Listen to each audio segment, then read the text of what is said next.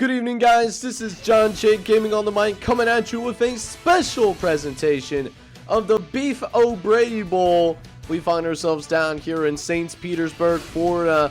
Essentially a road game for us as Florida Atlantic, not too far from St. Petersburg, as we will be taking on the Florida Atlantic Owls from a conference that we used to represent. They are part of that Conference USA. Well, we are here representing the American Conference this time around, and we're looking for that first bowl win of this series. We went to a couple earlier in this series, but we have not won one yet.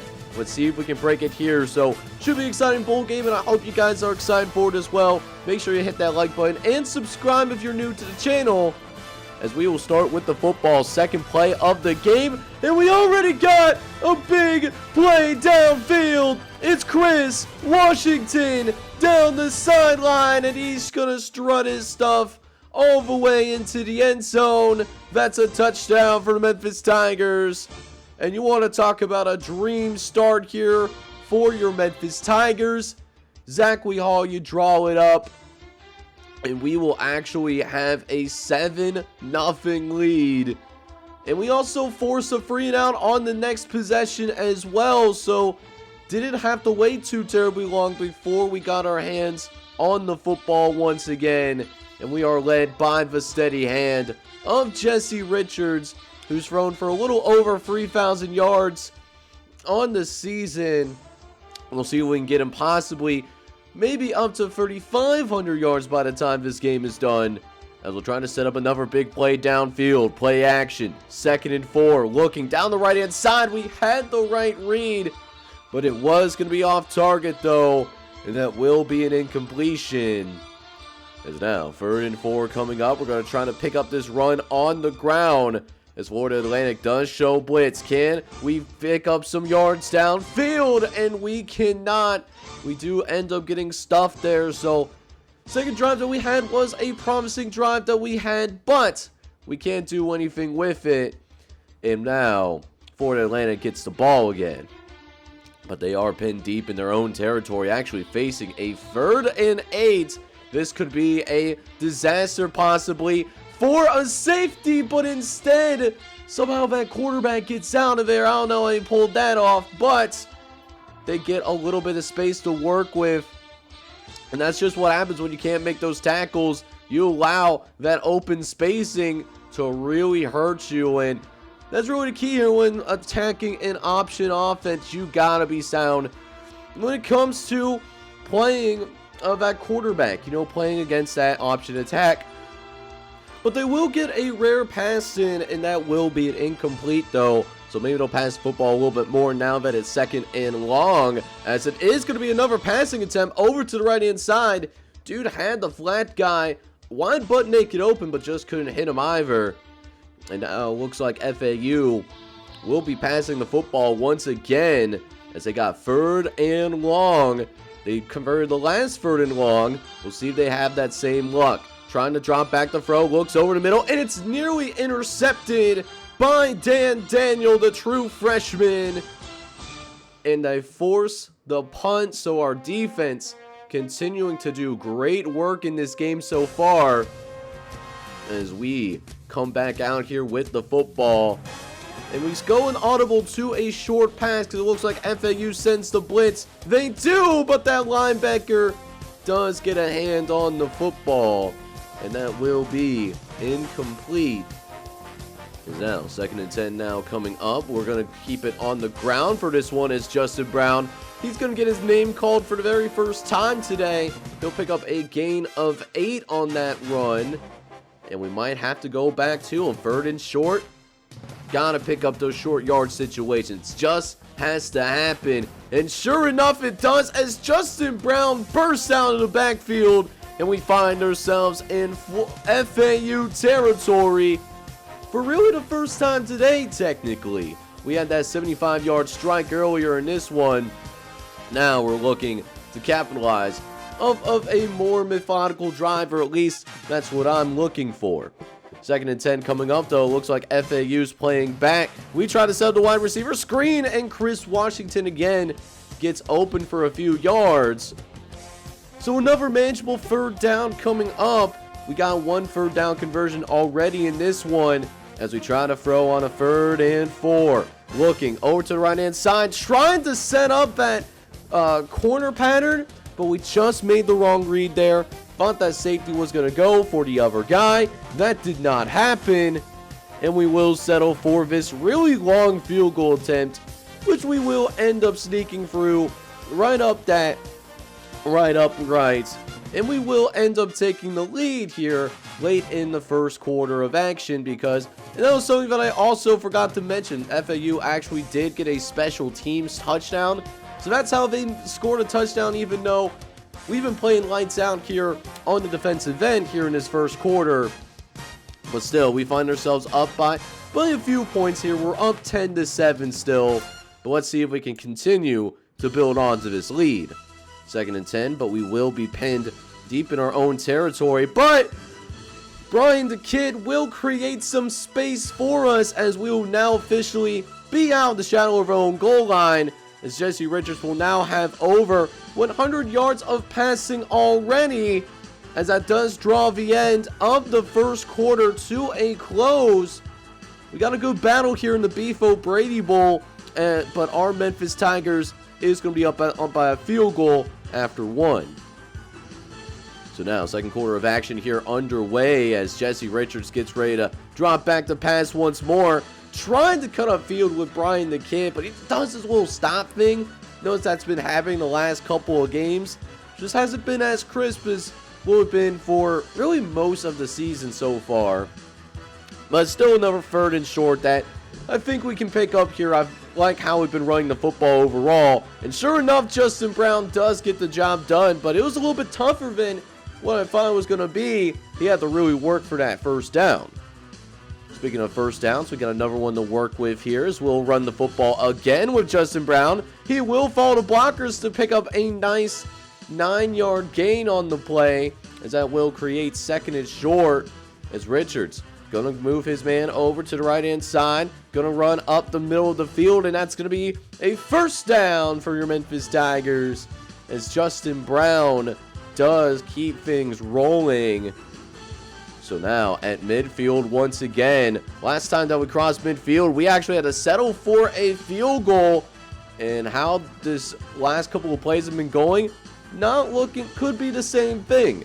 3rd and 9 coming up though, as it looks like they are prepared to send a blitz in our direction. So we'll try to hurt them with a 4 verts till it hurts pattern, as Richards drops back. They actually go back into coverage, and we make the wrong read again. Oh, we had a seam pattern line butt naked open, but instead we have to punt the football away again. Thankfully, our punter is having a fantastic game today, again pinning them inside the 10-yard line. This could end for a safety. Trouble, and it certainly ends how we wanted it to end. Safety, let's go, baby. Couple of missed tackles forced him out of the back of the end zone, but hey, we'll take it how we can get it. So we get a couple of points there, and we also get ourselves the ball too, so we can give ourselves a 2-possession lead for the first time today. Looking over the middle of the field, Brian the Kid had the ball in his hands, but he does drop that pass though. There is a holding, and they're calling on one of our offensive linemen, Jerome Holmes. So it's going to be 1st and 20. Don't need to get it all back at once. We got a few plays to work through, but 2nd and 15 doesn't sound much better either. So now we'll go ahead and go into the slants pattern. The middle of the field is open. We get it out to Jamarcus Mitchell, who gets away from the safety just long enough to pick up that first down, and that's a big gain. 17 yards on the reception. We can go back to our normal offense now, and that normal offense includes giving the ball to Justin Brown quite a bit. He'll pick up a gain of 5 there. So now 2nd and 5 coming up as Martin is going to move into motion. We try to settle the play action, and we got a man wide butt naked open, but we don't see him. We were looking at a different receiver. Oh my goodness. You know, we're up 12-7. We are winning this game right now, but this lead could have been so much bigger if we just could make some right reads. And because we haven't made those right reads at times, again, we got to punt this football away. So we got Florida Atlantic right where we want them, and we're just continuing to leave them off the hook. So defense going to have to continue to play lights out. They played really good. Haven't really allowed them to even cross midfield, at least not yet, but I almost jinxed our defense right off the bat. Biggest game today for the FAU offense, and they almost are officially at midfield. They like to go into a no huddle, which I think is really interesting because it's kind of counterintuitive with how the options should be run. One of those types of offenses that really likes to take time off the clock, try to shorten the game. So whatever, whatever floats their boat. If that's what they want to do, that's what they want to do. Now, they got a 3rd and 16 that they got to roll with. I don't think an option is going to be helpful here. So quarterback's going to drop back. He's got a little bit of time, throws over the middle, but it's deflected away at the last moment. So we get the ball back in our hands once again. It's just all about executing properly. 2nd and 7 coming up. We're going to run up the gut with Justin Brown, who gets us to about the corner of the Beef O'Brady Bowl logo. That will be at about the 40-yard line there too. So that should set up a play action here. We'll see if it works. Play action on a 1st and 10, but nobody was really open there, so we had to try to get rid of that football as best as we possibly could. Thankfully, it's not considered a fumble. And now it's 2nd and 10. I like the look that we got, so we're going to roll with the halfback screen, trying to set it up, but our blockers could not get in front in time, so not as much yardage as I thought we were going to get. It only ends up being a 6-yard gain. So instead of the big first down I was looking for, instead, we got a 3rd down coming up. We're going to try to pick it up here with Justin Brown. Brown's going to take the carry up the right-hand side, but nowhere for him to really go. Offensive line lost that point of attack. And that's actually going to take us into the halftime locker room. We end up getting a field goal eventually towards the end of the half, but, it's a very close game. And it's a lot closer than what I thought it was going to be, considering how we start this thing, but we still carry an 8-point lead into halftime. So now the second half here comes underway as we'll come back out here with the football once again. Our defense did its job to start things out, forced that 3 and out. But now let's get a methodical drive going on our own as Justin Brown again continues his really good performance on the day. He gets another 9-yard run. Still waiting for that explosive run for Justin Brown, but I'm sure it's going to happen anytime now because he's really having his way, especially with these halfback draws. The halfback draws have been really effective for our offense so far. So if it's not broke, why fix it? We go back to Justin Brown, who makes a man miss. And now, Justin Brown, he's up for the races. A safety. Can't even catch him, and he's gone. Like a girl in a country song. Touchdown, Memphis. And how about that to start the first half? That was Justin Brown making that touchdown happen. At the original point of attack, he really had to cut back real quick. There was a defender coming his way. But man, what a beautiful run by Justin Brown. And we now have our biggest lead in bowl game history here in this series. We're up by 2 possessions now, playing hard for that first bowl game trophy.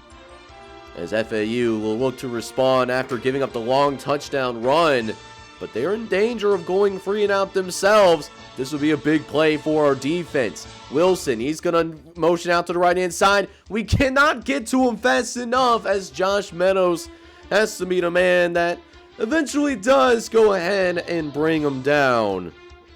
So now, 1st and 10 again coming up as man moves into motion over to the left-hand side. This time trying to set up the option. And Sean Wilson trying to get some upfield momentum, but nowhere for him to go. And it's 3rd and long because of that. 22 yards that they'll need to pick up. Whatever you do, don't get beat deep. As it looks like they're more of a content. No, they're going to actually pass the ball. Okay. They're going to try to go downfield, though. 3rd and 22. It's intercepted. Zach Scott able to high point the football effectively. It does turn into an arm punt, essentially. But a turnover is a turnover. I'm certainly happy about it. And we will start this drive at about the 30-yard line. So lofty interception will get ourselves to work as we'll start this possession off by handing the ball off to Jamarcus Mitchell, one of our playmakers on the outside. He'll pick up a gain of 8. As now we'll look again over the middle. This time Brian the Kid making that contested catch over the middle of the field. So already a first down to our name as Jesse Richards hasn't pushed the ball as much as what he did in that first quarter, but being a little bit more efficient, I would suppose. He still is at under 50% for completion, so certainly not his best performance so far. But we'll get the ball out to Chris Washington, and Washington does pick up a few yards there. Not a lot to really write home about, but a holding penalty does erase that as Justin Brown was caught trying to block a linebacker, and he got a little dirty. So now, a 3rd and 20 that we got to try and pick up here. We're just going to try to throw it downfield and hope for the best. I got a man open, and will we dunk it? But Duckett does drop the ball, and because of that, we can't even get a field goal. We do have to settle for a punt. And now, FAU takes back over late in the 3rd quarter of action. It's been an uneventful 3rd quarter outside of the Justin Brown touchdown, as the FAU Owls will once again be in a 3rd and short. This is what they like to operate in typically, if it wasn't for the fact that they're down by double digits at the moment. We'll see if they continue to stick with the option, and they do. They actually give it off to the fullback. Our defense was ready for it. They almost prevented that first down, but close only counts in horseshoes and nuclear missiles, right? That's the only place where it matters. And now FAU with a new set of downs, and they're going to try to pass downfield. Got a guy open, or at least in one-on-one situations, but it's batted down at the line of scrimmage. So now 2nd and 10 coming up, as again quarterback will drop back to pass. Got a clean pocket to work with this time, as that's going to be a couple of missed tackles before Ryan Towns has to be the man that eventually goes ahead and brings him down. So now FAU back in a no huddle. They'll look to pass again. Dropping back. We try to send pressure. Beautiful throw, but it's dropped. Oh, that is a beautiful throw there by Harris. Yeah, I'm sure he feels like he got sold on that. Could not throw any better of a football. You got to bring that in. So we'll see if Harris can replicate that later on in the drive, or maybe it doesn't have to. Ryan Towns had a little bit of a busted coverage there. Let a curl guy get open. So that's going to now put FAU in field goal range. But I'm sure that they're not thinking about that field goal right now. They want to try to get a touchdown and eventually make this a 1-score game. They must convert this 3rd and 9, though. We'll see if our defense can prevent that. This is a play action downfield, looking for the end zone, and it's going to be nearly intercepted. Dan Daniel was there on the coverage, who's really played a lot better here in the second half of the season, as FAU will settle for that field goal. The field goal will be up, and that will be good. Just has enough juice to get across the uprights. And in one of the last plays of the 3rd quarter, they're down by 12. So now we jump into that 4th quarter of action, officially 1 quarter away from winning our first bowl game in this series.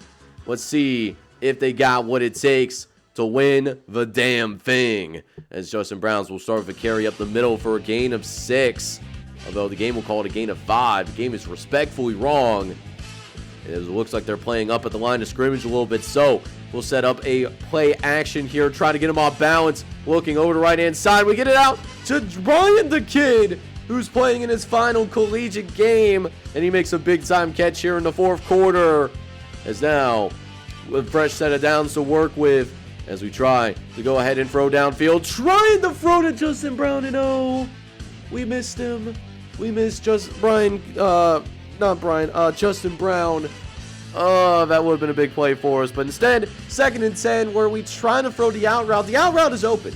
But throwing the out route in NCAA 12, a little bit different than throwing the out route in NCAA 14, right? So it's a little bit of a different animal. So it's a 3rd and 10 now that we got to rock with as we try to close this game out. Throwing over the middle, we get it to Brian the Kid, and Brian the Kid has the juice to get across that first down marker. And another critical first down for the Memphis Tigers. Now, 1st and 10 again, as we're getting within 8 minutes left of this ball game. Trying to run up the right-hand side is Jamarcus Mitchell, able to get to that right-hand side and pick up a gain of 6. And that will also keep the clock moving as well, because now clock's going to come into play here for Florida Atlantic as we get closer to the end of this game, as we try to set up another play action. Another 3rd and 2. Richards drops back, looks over the middle. Oh, we got sacked. We were going to get sacked as we were letting go of that football. We did have B open in the middle, and unfortunately we do have to settle for a field goal. Although the field goal attempt is good, so all things considered, if FAU tries to storm back here late in this game, they will have to get at least one 2-point conversion. So now defense, which has really been playing lights out, they really haven't given up a touchdown all day today. Remember, that touchdown was from special teams that we don't even play. We just simulate the special teams. That's just something I like to do. Just for me, helps makes their game recordings go a little bit faster. But FAU, they are certainly feeling a little desperate right now. Getting to within 5 minutes left in this game as we get them in the backfield. Let's go, baby. That's what I'm talking about. Forced a sack. And now we can go into our dime defense. 3rd and 15. Dropping back.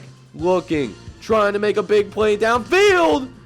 It was caught, but it is going to be incomplete though. His foot was out of bounds. And FAU just decide to punt the football away. So now we got a chance to possibly ice this game, and this might be the icer. Justin Brown running away from everybody and their mama. Touchdown, Memphis. Justin Brown is him, and I am so happy that he has decided to transfer here a couple of years ago.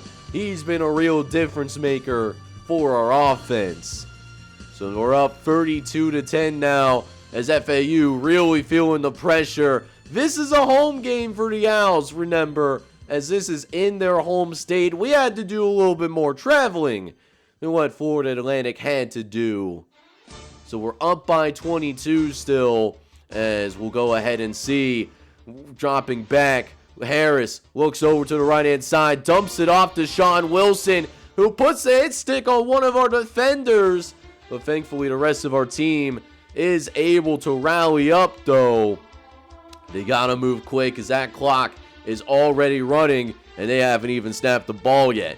3:40 left to play. Can our team hang on? Option, it's the fullback, able to find some running room, and will be brought down by the combination of Reggie Franklin, as well as AJ Kaysen as well. So now, 1st and 10, they go back to passing the football. Look at all this time he's got. He's going for it all, and it's nearly intercepted. Not sure what that quarterback was looking at. He was feeling the desperation for sure, though. And now it's 2nd and 10 as Nugent. I'm using him as the user, but they go to the opposite side, though. FAU again getting that big completion that they're looking for. Now they have a red zone opportunity. We barely get across before they snap the ball. Looking over the middle. He's running out of time, though, as his internal clock was not working. That was Mike Nugent that came in there and finished the play. And that gives our defense a little bit more breathing room. 2nd and 18, though. We give up a big defensive touchdown. That's one of our custom guys. Davis again. Not Dan Davis, but not Dan Daniels, but Ed Davis, I believe, is that custom's name. Gotta do a little bit better of recognizing who's who on this team. But FAU does end up getting the touchdown, and he will also go for the 2-point conversion, so that if they score more touchdowns in the future, they just have to go for extra points, and they were successful in making those extra points happen. So it's still down by a couple of possessions, so still a lot of work to be done, but we're really trying everything possible to give Florida Atlantic this game at this point. We had a chance to run the clock out. We end up going 3 and out, unfortunately. So FAU, they only had to use one of their timeouts. they will still have a couple that they will have to work with. So can our defense make sure that can keep them out of the end zone? Dropping back, it's Harris looking over to the right hand side. Oh, that could have finished the game. Reggie Franklin had it in his hands, and he just drops it. And it does stop the clock at 1:33. Not a lot of plays left in this game, though. Harris dropping back, tries to get rid of the ball, but Antoine Curtis does come screaming in and forces the incompletion. So critical third down here for the Owls as they try to keep their hopes and dreams alive. Dropping back, Harris wants it all going deep. He has a guy, and it's caught. We got beat deep, and that's the last thing that you want with a lead like this. Cannot give easy yards like that, and that's exactly what we did. So now, 3rd and 5 coming up. Harris dropping back, looking over the middle of the field, but the receiver was not looking for the ball. That could have been an easy completion, and it just did not happen that way. So now, 4th and 5 coming up, as this is the last gasp of air for FAU. If they don't get this, it's over. Harris gets sacked by Davis, and that is going to most likely put an end to the Beef O'Brady Bowl here in St. Petersburg, Florida. And for the very first time in this series, we are going to be bowl champions.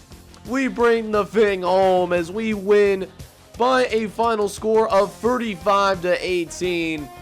It feels great that we came out and win our first bowl game. Finally got that boogeyman off our backs. So man, doesn't it feel good that we finally win a bowl game here? It took us a few seasons to do it, but we got that job done, and it feels good to be on top. Doing it against a conference opponent too, as you know, this was not something that was more done with a running game in the passing game. That typically has been the case this series. Jesse Richards was only 13 for 30 in this one, 182 yards, 1 touchdown, no interceptions though, but it was the main man himself, Justin Brown, who had an historic day on the ground. The Hollywood, Florida product had 29 carries, 243 yards, and a couple of touchdowns too. He averaged 8 yards a carry in this one. As for our receivers, because our quarterback was not having the best game, our receivers did kind of suffer for it. Brian Kidd did lead the way in catches today with 6 catches for 63 yards, but it was Chris Washington that had the biggest play of the day, a 73-yard touchdown pass. That was just our second play of the game. Now, defensively, our defense actually played pretty well. They did bend a little bit in the 4th quarter, but by then, things were pretty much in hand. Dan Daniel actually led the team in tackles today. He had 6 tackles that were solo, with Reggie Franklin not being too far behind. He had 5 tackles. They really both helped today in terms of providing that run support. But even though this was an option team, we were able to get to the quarterback quite a few times when they tried to pass the football. Nate Coleman disrupted big time. He had a couple of sacks in this game. And then we also had Kyle Davis get a sack in what will be his final collegiate game, as did LaRue Nugent. He ended up with a sack as well. And of course, we had Zach Scott come in and make some plays. He had that interception there, I believe, actually it's the only turnover that we ended up having for either team in this one. Not counting, of course, those 4th down stops, of course. Zach Scott also had a solo tackle in this one. So there it is, my brother and sisters. We have our very first bowl game. The Beef O'Brady Bowl trophy is going to be coming home to us, and I'm so happy about that prospect, man. We're really on the up and up as a program, as it does end our 3rd season on a high note. We finished the year 9-4, and what does that mean for us from there? We will be enjoying a little bit more continuity in our conference alignment. We're going to be still in that Big East Conference, that American Conference next season. And it begs the question, how high can we go now that we're more acclimated in our new place in college football? I'll let you guys know about that and much more in the next episode, because in that next episode as well, we will have the off-season recap. I hope you guys are excited about that off-season recap, and if you are, I need you guys to do me a favor. Make sure you go ahead, smack that like button for me, hit that subscribe button as well if you do happen to be brand new to the channel. This is John J Gaming on the mic signing off. Hoping you guys are all out there having a good one. Take care, everybody.